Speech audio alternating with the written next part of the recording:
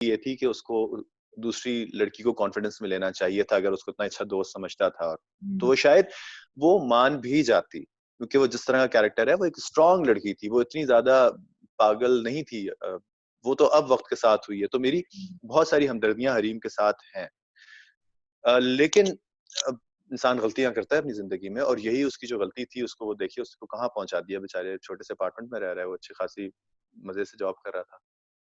इतना छोटा वैसे माँ अपार्टमेंट नहीं माँ है। माँ की भी बेइज़्ज़ती होती रहती है हर वक़्त बेचारी, वो भी। नहीं, मैं तो वही कह रही थी ना कि किस्म-किस्म की माएँ भी होती हैं। एक वो भी मुनज़्ज़ा ताई भी एक माँ है, जिनको ये है कि मुझे इतने से उसमें माचिसदानी में बंद कर दिया है और मेरी ज़िंदगी अज़ाब कर दी है, और वो बेटे का नहीं सोच रही कि वो क्या करे, वो अपना सोच रही है सिर्फ़। ये भी वैसे ये वाली ब्रीड माँओं की जो है ना, ये मुझे लगता है थोड़ी-सी रेयर है वैसे। अरे! कौन-सी वाली मैं माँ? हाँ। बता रही हूँ कि थोड़ा-सा हक़ बड़ा यूनिक ड्रामा है। ऐसी-ऐसी ब्रीड बड़ा माशाल्लाह से थोड़ा-सा हक़ में हमें बड़े-बड़े यूनिक किस्म के कैरेक्टर्स मिले, तो आप अंडर एस्टिमेट नहीं हमें करना चाहिए ड्रामे को।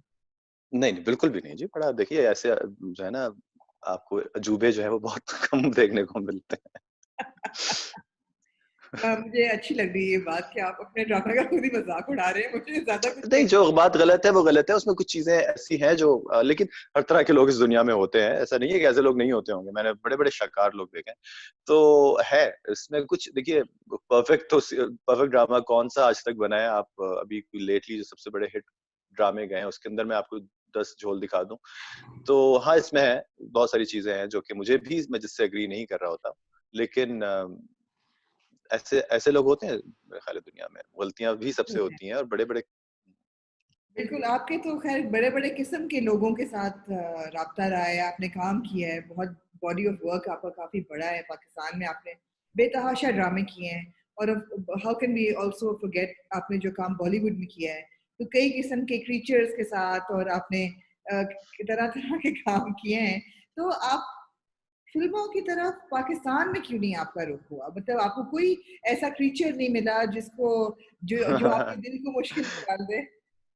देखिए बहुत ऑफ़र्स होती रही हैं, अभी भी हो रही हैं। अभी भी मेरे पास कोई 3 फ़िल्मों के स्क्रिप्ट्स तो पड़े हुए हैं कमरे के अंदर, जो कि मैंने कह दिया था कि हाँ, भेज दें, कुछ को तो मैं कितने फ़ोन पे ही कितने? मना कर देता हूँ। अभी अभी 3 फ़िल्म्स के मेरे पास स्क्रिप्ट्स पड़े हुए हैं जो कि जिनको मैं सोच रहा हूँ पढ़ने का। मतलब बहुत सारे ऐसे हैं जो कि मैं फ़ोन पे ही मना कर देता हूँ कि नहीं, बात नहीं बनेगी।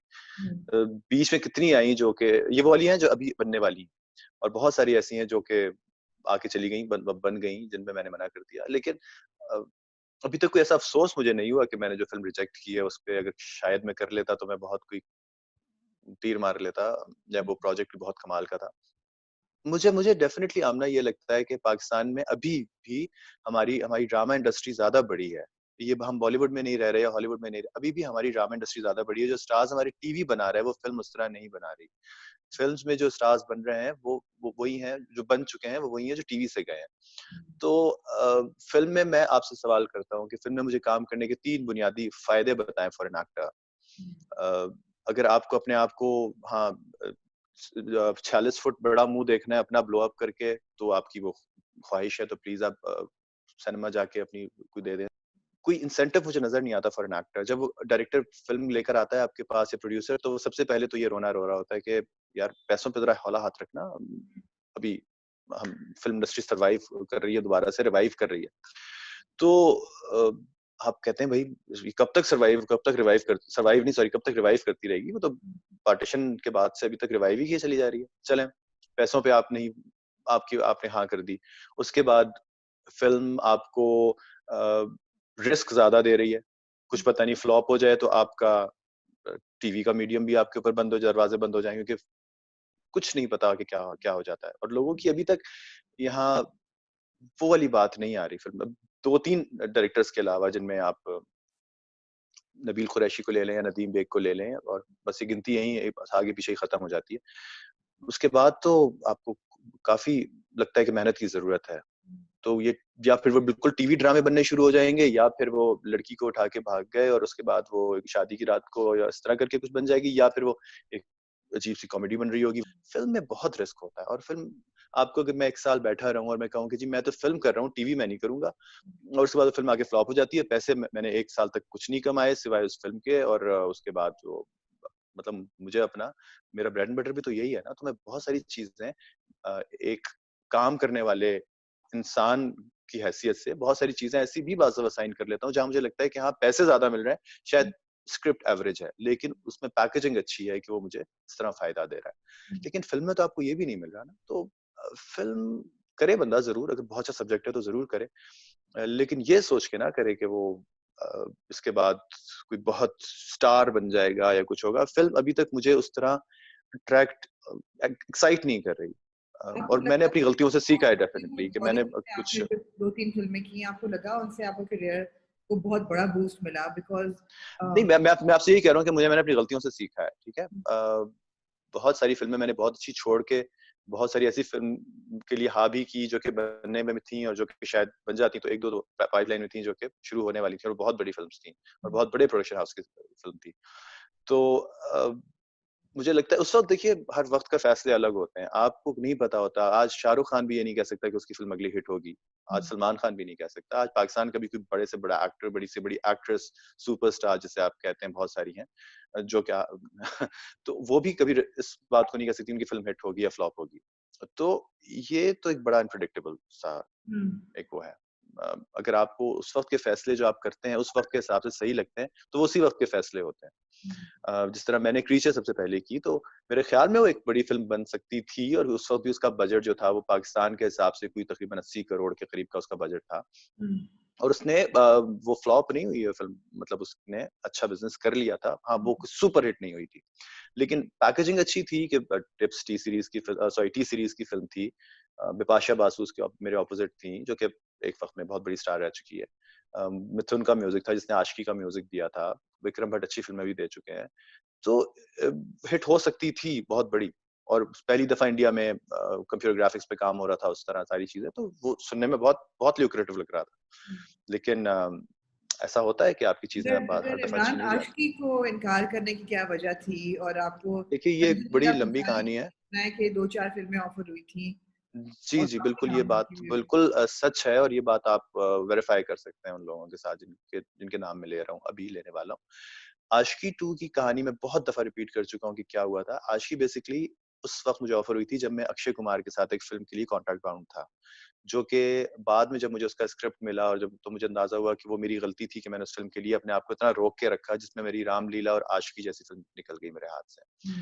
जैसे संजय लीला भंसाली की मुझे इससे पहले गुजारिश ऑफर हुई थी, जिसमें मुझे ऋतिक के साथ जो मेन रोल नहीं था वो, और आदित्य रॉय कपूर ने वो रोल किया था। उस वक्त बॉम्बे अटैक हो गया था और वो सब कुछ, तो उस वक्त पाकिस्तानी एक्टर्स को वापस आना पड़ा था। फिर एक और फिल्म थी जो शेल्फ हो गई थी, जिसका नाम था हीरा मंडी, और वो भी संजय लीला भंसाली बना रहे थे। और रामलीला के वक्त वो कोई इतनी कंफर्म्ड ऑफर नहीं थी, लेकिन संजय लीला भंसाली ने मुझसे पूछा था कि करना चाहोगे, तो मैंने कहा था कि मैं बिल्कुल करना चाहूंगा। उस वक्त कास्ट में दीपिका भी नहीं थी, तो मैंने यही कहा कि मैं करना चाहूंगा, लेकिन आप अक्षय कुमार से पूछ लें, इसलिए कि उस वक्त उनके साथ में कॉन्ट्रैक्ट एक वर्बल कॉन्ट्रैक्ट में था। उस वक्त मैंने हालांकि पेपर्स पे भी कॉन्ट्रैक्ट साइन नहीं किया था। तो उसी वजह से फिर आशिकी 2 जब ऑफर हुई तो भी मैंने महेश भट्ट से कहा, मोहित सूरी से यही बात हुई मेरी कि मैंने कहा आप उनसे पूछ लें, जिन्होंने अक्षय कुमार ने मुझे मना कर दिया कि नहीं, मैं इमरान को लॉन्च कर रहा हूँ अपनी फिल्म के अंदर, जिसका नाम था बॉस, जिसमें मुझे बाद में पता चला कि छोटे भाई का तो रोल है, लेकिन वो छोटा भाई छोटा ही है और हीरो अक्षय कुमार ही। अच्छा, तो वो डेफिनेटली फिर मेरे लिए अच्छा नहीं था। तो इमरान तो जब ये सारी आपको तो खैर लेकिन सॉरी। जब वो फिल्म छोड़ी तो उस वक्त तक आशिकी की कास्टिंग भी हो चुकी थी, और आशिकी मुझे बहुत ज्यादा मतलब 6-7 महीने आई थिंक उन्होंने मुसलसल मुझे कोशिश की कि मैं उनके साथ, उसके बीच में उन्होंने और लोगों को भी ऑफर किया, मतलब कास्टिंग कॉल दी, सब कुछ है, लेकिन Mahesh Bhatt was so adamant कि नहीं, उन्होंने मुझे ही कास्ट करना था। तो उन्होंने शुरू से आखिर तक बार बार उन्होंने कहा कि नहीं बेटा, मैंने ढूंढ लिया सबको, वो तेरी ही फिल्म है और तुझे ही करनी चाहिए, इसलिए कि वो बिल्कुल तुम परफेक्ट हो गए उस रोल के लिए। लेकिन बस वो कुछ होता है, डेस्टिनी बिल्कुल, होती है। अब और सिर्फ मुझे आज तक अफसोस है कि मेरा इतना बड़ा मोहित सूरी बहुत ही प्यारा इंसान है और बहुत ही बड़ा डायरेक्टर है, और मुझे आज तक अफसोस रहेगा, इसलिए कि मैंने खुद नहीं छोड़ी थी वो बेसिकली वो ऐसा सर्कमस्टांसेस हो गए थे कि वो अक्षय कुमार की वजह से, अक्षय भाई नहीं चाहते थे कि मैं उस वक्त फिल्म करूं, सो दैट वाज हो जाएगी। बस ठीक है, किस्मत में हैपेंड टू बी। जिस चीज़ पे हाँ, एग्ज़ैक्टली जिस चीज़ का जो वक़्त होता है वो हो जाती है। हाँ, लेकिन आपके तो ख़ैर वेरीफ़ाई आप कह रहे हैं, आप कर सकते हैं ये सारे नाम, और आपने वाक़ई बहुत बात बहुत दफ़ा की भी है आशिकी की, and the stories are going around and everything. मगर आजकल तो ये भी ट्रेंड बन गया है कि हर बंदा कहता है कि जी फलानी फिल्म मुझे ऑफर हुई थी। खासतौर जी पर दो सर। फिल्में ऐसी हैं, जैसे एक वीरे दी वेडिंग है, जो कि कोई पाकिस्तान में कोई ऐसा एक्टर नहीं जिसको वीरे दी वेडिंग ऑफर ना हुई हो। बिल्कुल हुई होगी, लेकिन बाज़ दफ़ा मुझे लगता है कि बहुत सारे एक्टर्स इस चीज़ से भी कन्फ्यूज़ हो जाते हैं। एक तो वीरे दी वेडिंग में मेरा ख़्याल है कि लड़के का कोई काम इतना मेजर था नहीं, जहाँ तक मैंने देखी नहीं है, लेकिन मैंने जितने भी उसके रशेज़ देखे हैं या उसके जो प्रोमोस, ट्रेलर्स देखे हैं, उसमें वो मुझे लड़कियाँ ही नज़र आ रही होती हैं। तो मेरा ख़्याल है किसी भी सेंसिबल एक्टर को, पाकिस्तान के किसी अच्छे एक्टर को, वो फ़िल्म नहीं करनी चाहिए थी। अगर ऑफ़र हुई है और अगर उन्होंने मना किया है तो क्योंकि हुआ ये था बीच में कि बहुत उनको अंदाज़ा हो गया था कि पाकिस्तान में बहुत अच्छे एक्टर्स हैं और वो उनकी स्क्रीन प्रेज़ेंस भी है, तो यकीनन ऑफ़र हुई होगी। लेकिन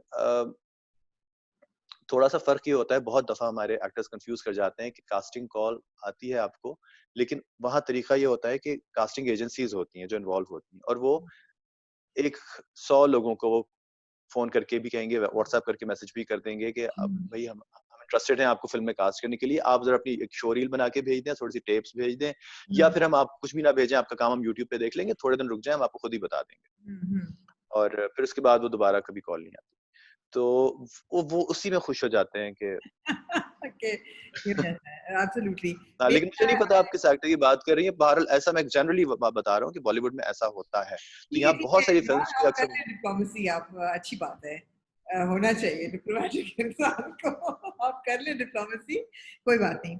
मेरी करण जौहर से मुलाकात हुई थी बहुत ब्रीफली इन 2010, 10 साल पहले। और उस वक़्त अच्छा, अली ज़फ़र ने एक फ़िल्म की थी और फवाद जा रहे थे फ़िल्मों की तरफ और बॉलीवुड में, और मैंने उनसे पूछा था कि आपकी इतनी बड़ी फ़िल्म इंडस्ट्री है, why are you interested in our boys, in our actors? तो उन्होंने मुझे कहा था कि have you seen your actors, have you जी। Seen your actors, and hmm, obviously अगर आप देखें तो we have very good looking actors, जी। You being one of them. आपको कभी ऐसा लगा है कि आपके टैलेंट को या आपका जो हुनर है उसको ट्रिवियलाइज किया जाता है because you are quote unquote as they say a pretty boy, and I don't say this in an offensive way, but somebody who's like pretty